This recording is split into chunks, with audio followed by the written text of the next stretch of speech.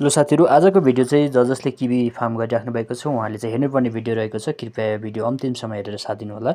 आज म सप्तभूमि agro research सेन्टरमा आएको छु। यहाँनिर चाहिँ प्राकृतिक मल्चिङ गरिएको छ र प्राकृतिक मल्चिङ भनेको चाहिँ हामीसँग एभाइलेबल भएको जति पनि सुक्खा पत्करहरू भयो अनि परालहरूदेखि लिएर आज हामीले काटेको जति पनि सोत्तरहरू अनि उन्युहरू र कालीझारहरू प्रयोग गरेर हामीले चाहिँ एउटा छापोको रूपमा चाहिँ प्रयोग गर्छौँ भने त्यसलाई चाहिँ हामीले प्राकृतिक मल्चिङ भनेर भन्न सक्छौँ।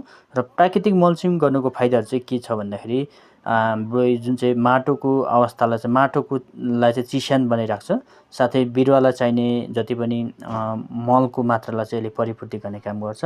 र अर्को फाइदा चाहिँ यसको जति पनि यसको फेदमा आउने जति पनि झारपातहरूलाई चाहिँ उम्रन दिँदैन। त्यो भएको कारणले गर्दाखेरि चाहिँ प्राकृतिक मल्चिङ चाहिँ एकदमै राम्रो मानिन्छ।